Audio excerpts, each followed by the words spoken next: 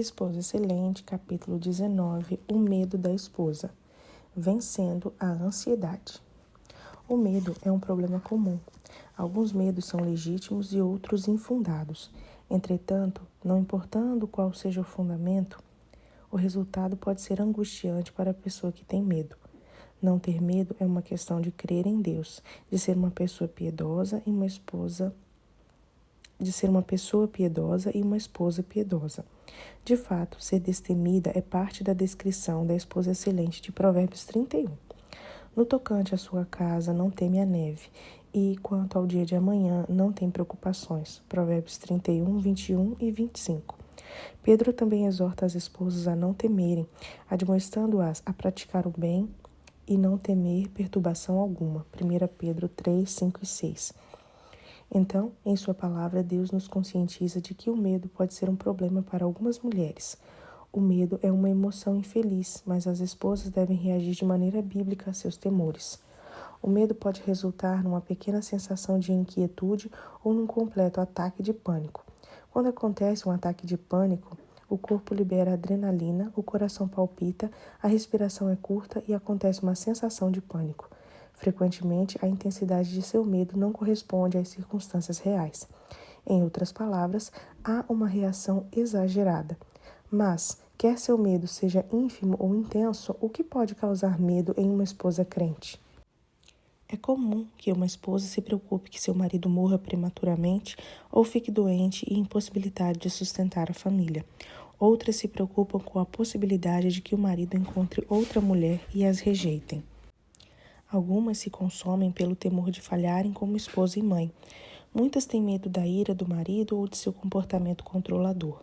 Outras são ansiosas em vista da falta de liderança espiritual do marido. Para algumas, dinheiro é sua maior preocupação.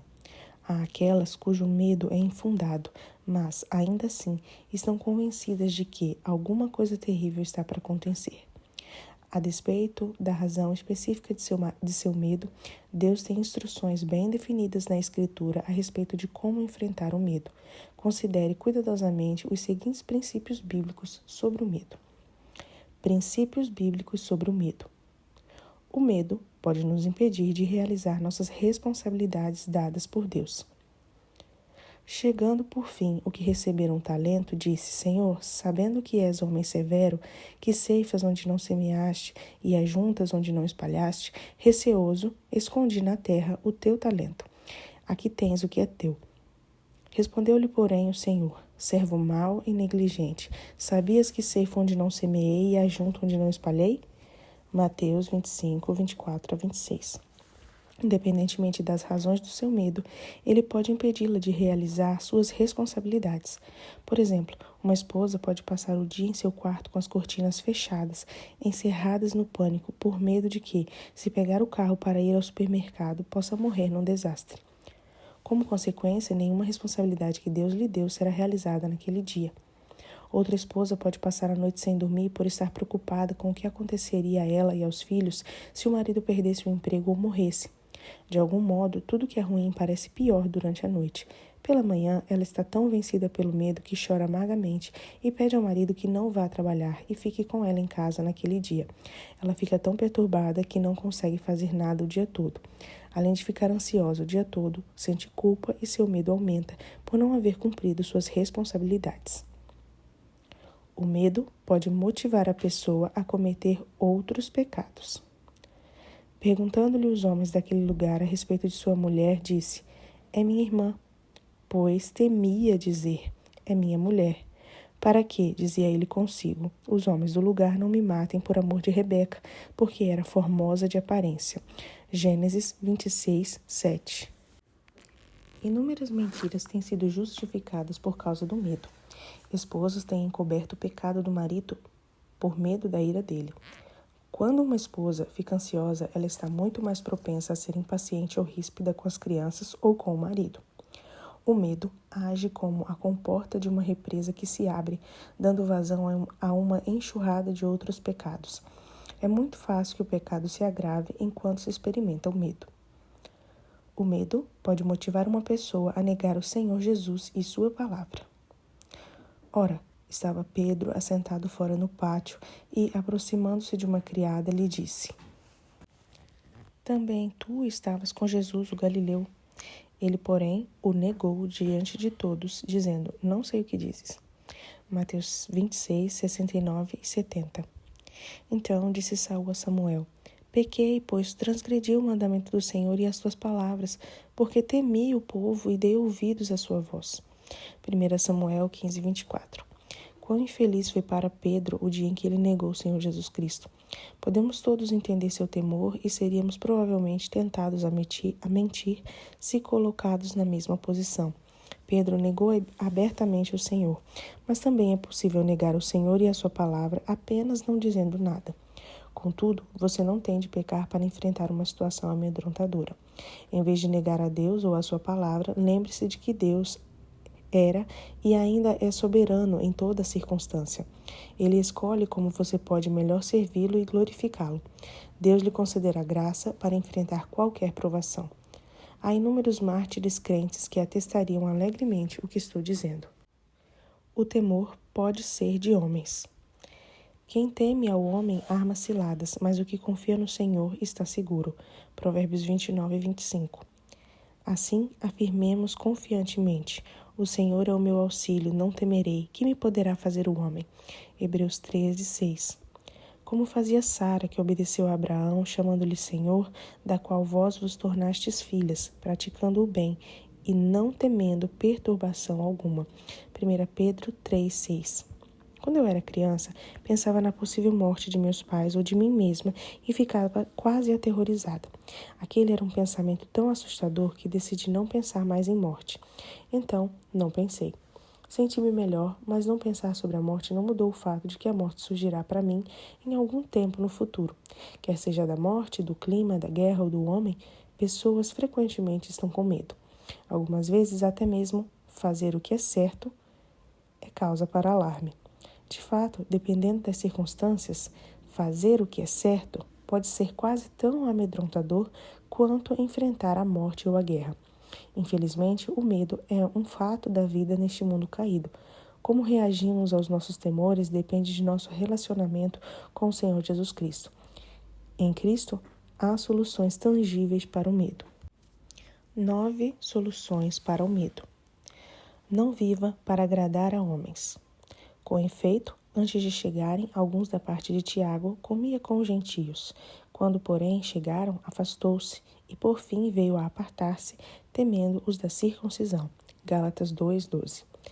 Pedro dizia uma coisa, mas quando os crentes judeus apareceram, ele fez outra. Ele estava vivendo para agradar a homens, e isto o colocou numa posição de temer que fosse descoberto. Uma pessoa que quer agradar a homens é alguém que busca a aprovação das pessoas e não de Deus. Em vez de buscar a aprovação dos homens, busque a aprovação de Deus, tendo convicções bíblicas claras e firmes e vivendo de acordo com elas. Assim, você não precisará ter medo de reagir de modo bíblico, pois o que Deus pensa a seu respeito será mais importante para você do que aquilo que os outros pensam. Lembre-se da palavra de Deus. Lembro-me dos teus juízos de outrora e me conforto, ó Senhor. Tu és o meu refúgio e o meu escudo. Na tua palavra eu espero. Sobre mim vieram tribulação e angústia. Todavia, os teus mandamentos são o meu prazer. Grande paz têm os que amam a tua lei, pois para eles não há tropeço. Salmo 119, versículos 52, 114, 143 e 165. As promessas da palavra de Deus são provadas e verdadeiras. Promessas que se aplicam a você lhe fortalecerão de modo especial. Não há substituto para a memorização e meditação das Escrituras. Por exemplo, Deus usou sua palavra para ajudar Jacó a superar o terror de encontrar-se com Esaú e seus 400 homens. Jacó lembrou-se do que Deus havia prometido quando orou: Deus que me disseste, torna a tua terra e a tua parentela e te farei bem. Gênesis 32, 9. Não acredito que o temor de Jacó desapareceu completamente, mas ele se tranquilizou o suficiente para continuar seguindo para casa. Assim como Jacó, se você lembrar continuamente a palavra de Deus, seu temor diminuirá ou talvez até desaparecerá surpreendentemente. Tome decisões sábias. Filho meu, não se apartem essas coisas dos teus olhos. Guarda a verdadeira sabedoria e o bom siso, porque serão vida para a tua alma e adorno ao teu pescoço. Então andarás seguro no teu caminho e não tropeçará o teu pé. Quando te deitares, não temerás, deitar-te-ás e o teu sono será suave. Não temas o pavor repentino, nem a arremetida dos perversos quando vier, porque o Senhor será a tua segurança e guardará os teus pés de serem presos. Provérbios 3, 21 a 26. Sabedoria é a habilidade de aplicar a verdade, a palavra de Deus, às situações da vida. Por exemplo, se você é sábia, terá discernimento para responder a um insensato e a um zombador. Também tomará decisões bíblicas. Como resultado, sua vida será muito mais fácil. Você dormirá melhor e não terá medo. O Senhor será a sua confiança. Mesmo em circunstâncias extremas, como na arremetida dos perversos, você não será vencida pelo medo. Por outro lado, se você não é sábia, provavelmente armará muitas ciladas para si mesma. Perceba o poder de Deus operando em você. Porque Deus não nos tem dado espírito de covardia, mas de poder, de amor e de moderação. 2 Timóteo 1,7. O poder de Deus é ilimitado. Com seu poder, Deus pode criar um mundo e sustentá-lo. Ele pode levantar alguém da morte. Pode até capacitar os crentes a não sucumbirem ao medo. Você pode pensar, se Deus me capacitou com seu poder para que eu não tema, então por que tenho medo? Deus estava encorajando Timóteo em razão da perseguição iminente. Paulo exortou Timóteo, lembrando-lhe que o Espírito Santo não estava produzindo medo nele, e sim poder. Você, talvez como Timóteo, fica temerosa por causa do que pensa a respeito de circunstâncias particulares, não por causa das próprias circunstâncias. Como resultado, seu foco torna-se mais e mais interno. Você fica mais e mais apavorada. Naturalmente, você pensa, o que vai acontecer comigo? Um foco interior é um foco egoísta, e o temor que resulta do pensamento egoísta não vem de Deus. É uma consequência de seu próprio pecado. Então, perceba o poder capacitador de Deus que está operando em você, se é crente. Tais pensamentos a confortarão e você não será derrotada pelo medo. Tema ao Senhor e deleite-se em seus mandamentos. Aleluia, bem-aventurado o homem que teme ao Senhor e se compraz nos seus mandamentos. Salmo 112, versículo 1. Que tolice temermos a doença e a morte e não temermos a Deus ou os seus mandamentos. Jesus nos advertiu diretamente. Não temais os que matam o corpo e não podem matar a alma. Temei antes aquele que pode fazer perecer no inferno, tanto a alma quanto o corpo. Mateus 10, 28. Há muitas coisas que não tenho feito ou que não continuei a fazer por temer a reação de Deus e as consequências posteriores. Esse tipo de temor é sábio. É o princípio do saber. Provérbios 1:7. Os mandamentos de Deus devem ser o seu deleite. Leia-os, pense sobre eles e deleite-se em segui-los. Tenha grande deleite em agradar o Senhor. Se você o fizer, terá um temor apropriado do Senhor. Compreenda que Deus está sempre presente com você. Ainda que eu ande pelo vale da sombra da morte, não temerei mal nenhum, porque tu estás comigo, o teu bordão e o teu cajado me consolam. Salmo 23, 4. Lembre e creia que o Senhor sempre está com você. Se você é crente, um dia estará no céu com o Senhor Jesus. Isso é tão certo quanto o fato de que você está lendo essa frase. Tão certo como se já tivesse sido realizado. É uma realidade, quer você queira, quer não. Recentemente estive no funeral de uma jovem esposa e mãe que era crente e morrera num acidente trágico e repentino. A igreja estava superlotada. Quase todos choravam, mas a dor não era esmagadora. A família daquela mulher e seus irmãos em Cristo tinham uma esperança verdadeira. Sabemos onde Carol está. Ela está com nosso Senhor. Ainda que soubesse que sua morte era iminente, ela não tinha nada a temer. Se você é uma crente no Senhor, lembre-se da promessa de que Ele andará com você pelo vale da sombra da morte. Você não estará sozinha, não precisa temer. Confie em Deus para guardar sua palavra. Em Deus, cuja palavra eu exalto, neste Deus ponho a minha confiança e nada temerei. Que me pode fazer um mortal? Salmo 56, 4. Você precisa definir em quem ou em que confiará para manter-se segura e protegida. Na sua própria força, na habilidade de cuidar de si mesma, na arma que você guarda na gaveta, no seu carro blindado com airbag duplo e travas antifurto? Talvez não seja difícil que você veja o insensato colocar toda a sua confiança em qualquer coisa ou em qualquer pessoa, exceto em Deus. Você pode confiar em Deus porque Ele possui controle soberano sobre todos os homens. Não importa o que aconteça, você pode confiar que Deus segura você em sua mão infinitamente forte. Como você sabe? Porque Deus promete isso em sua palavra. Ele está unido à sua palavra e não pode quebrar suas promessas. Como podemos ter certeza de que Deus cumprirá sua palavra? O Senhor Jesus Cristo respondeu da seguinte maneira: passará o céu e a terra, porém as minhas palavras não passarão. Mateus 24, 35. Portanto, você pode confiar que Deus manterá a palavra dele. Busque ao Senhor quando estiver com medo. Busquei ao Senhor e Ele me acolheu, livrou-me de todos os meus temores. Salmos 34, versículo 4. Deus está disposto a livrá-la de todo medo pecaminoso, seja grande ou pequeno. Este é o versículo que cito para mim mesma quando estou no consultório do dentista. Quando estou com medo, reafirmo minha segurança com este versículo. Busque o Senhor e não as pílulas, o álcool ou alguma outra forma de escape. Você pode falar com Deus a qualquer momento. Ele lhe responderá através de sua palavra, que é viva e eficaz. Hebreus 4:12. E lhe concederá graça para perseverar em qualquer provação ou tentação, como também lhe proverá livramento. 1 Coríntios 10:13. Vença seu temor com amor. No amor não existe medo, antes o perfeito amor lança fora o medo. Ora, o medo produz tormento, logo aquele que teme não é aperfeiçoado no amor. 1 João 4:18. O perfeito amor é completo. Isso envolve amar a Deus e os outros. Concentre-se em demonstrar amor a Deus e aos outros, e seu medo desaparecerá. Você demonstra amor a Deus obedecendo a sua palavra, quer sinta vontade, quer não. Você demonstra amor aos outros sendo paciente, benigna, não procurando seus próprios interesses, etc.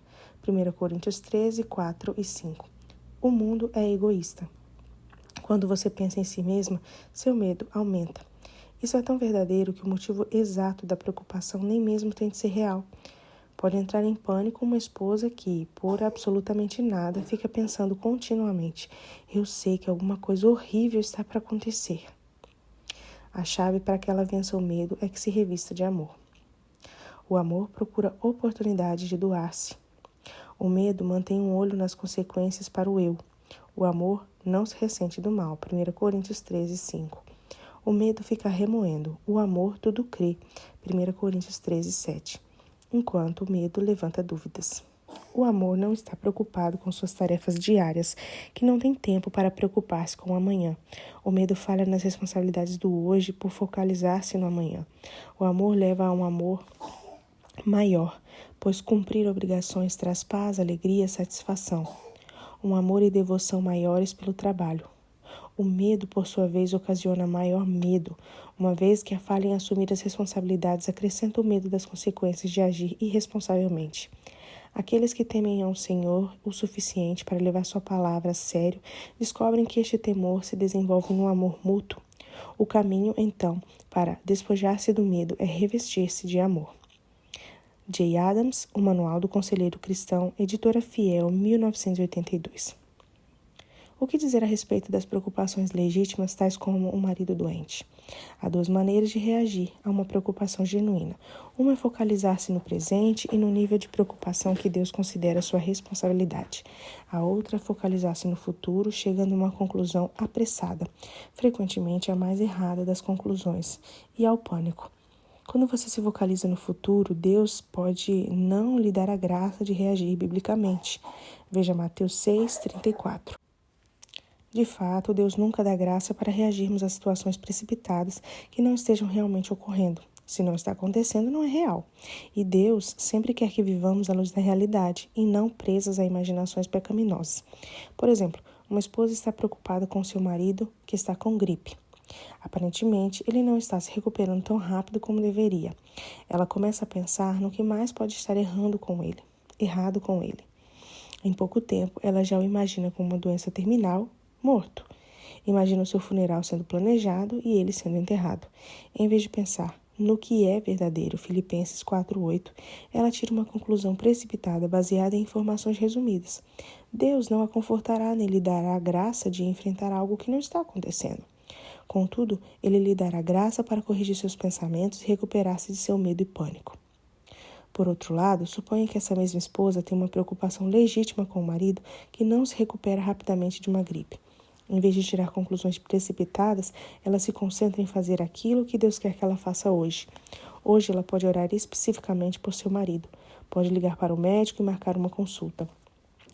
Pode servir ao marido e cuidar de suas necessidades físicas. Hoje ela pode compartilhar o assunto com a igreja e pedir que orem por ele. Pode confortar-se com o fato de que, se ele morrer amanhã, Deus cuidará dela.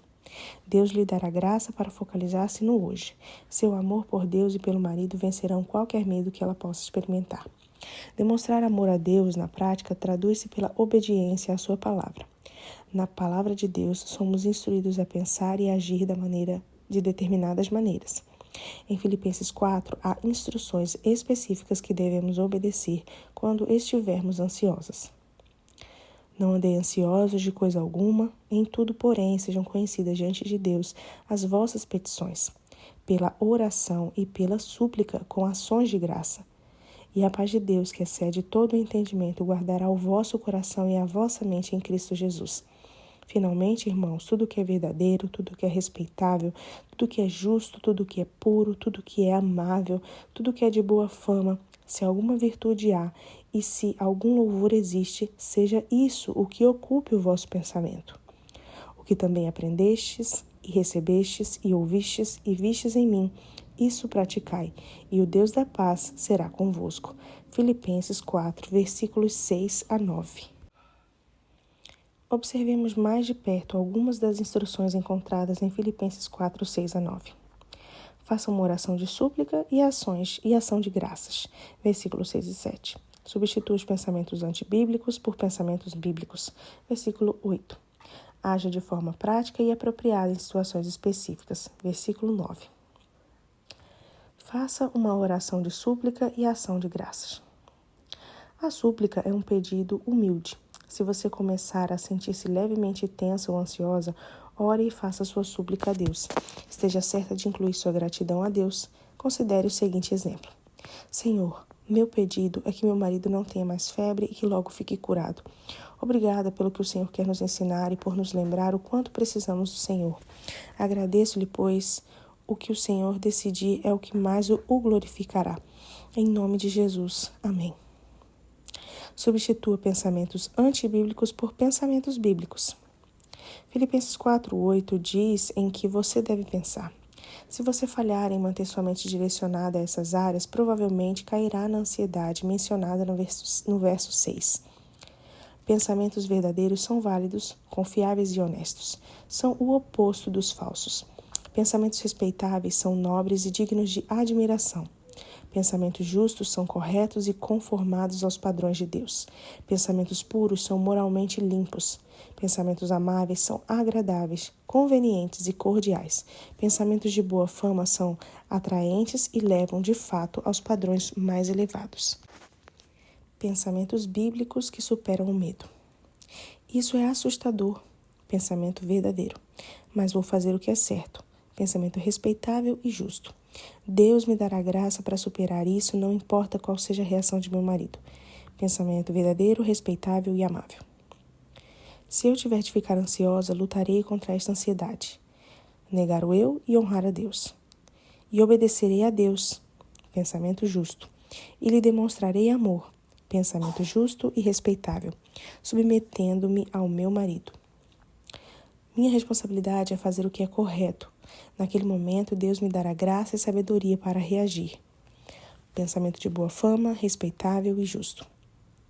Se eu ficar confusa ou não souber o que responder, poderei sempre dizer a meu esposo, deixe-me pensar como vou responder e voltarei a falar com você.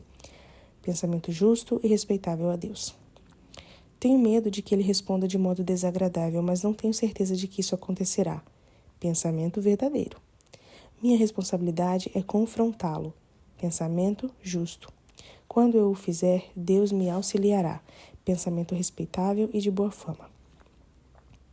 Tenho medo de que ele fira meus sentimentos novamente, mas não posso saber o que ele está pensando. Pensamento verdadeiro. O amor acredita no melhor. Pensamento amável. Minha responsabilidade é concentrar-me em demonstrar-lhe amor. pensamento justo. Haja de forma prática e apropriada em situações específicas. Paulo usou a si mesmo como exemplo a ser seguido quando escreveu: o que também aprendestes e recebestes e ouvistes e vistes em mim, isso praticai. Filipenses 4:9. O que os filipenses tinham visto em Paulo provavelmente incluía coisas como orar, buscar conselho sábio, abençoar, em lugar de reagir com maldade, expressar pensamentos bíblicos que possuía em seu coração, agradecer a Deus e centralizar sua vida em glorificá-lo. Como uma esposa piedosa, você também deve praticar estas coisas.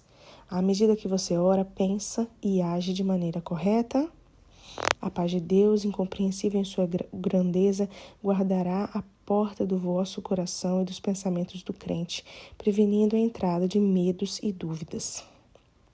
William Hendrickson, Philippians, Colossians e Philemon. Deixe-me resumir esta ação recomendando com insistência que você não fique ansiosa. Ao contrário, faça uma oração bíblica de súplica com ações de graça. Ore logo, não espere. Julgue seus pensamentos e assegure-se de que são bíblicos e de que são de acordo com a lista de Filipenses 4:8. Faça aquilo que é biblicamente apropriado ao momento.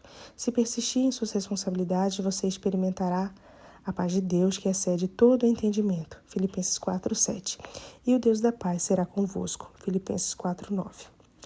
Inerente nas 3 exortações anteriores está o fato de que o perfeito amor, o amor bíblico a Deus e aos outros, vencerá seu medo. Quer você esteja ansiosa com uma preocupação mínima, quer esteja experimentando uma crise esmagadora, se reagir em amorosa obediência a Deus, Ele lhe dará a paz. A paz de Deus é sobrenatural e não depende das circunstâncias. Responda em amor por obediência à palavra de Deus e seu medo se extinguirá. Se você é uma esposa que passa por circunstâncias especificamente assustadoras por causa de seu marido, saiba que pode realmente viver praticando o bem e não temendo perturbação alguma. 1 Pedro, capítulo 3, versículo 6.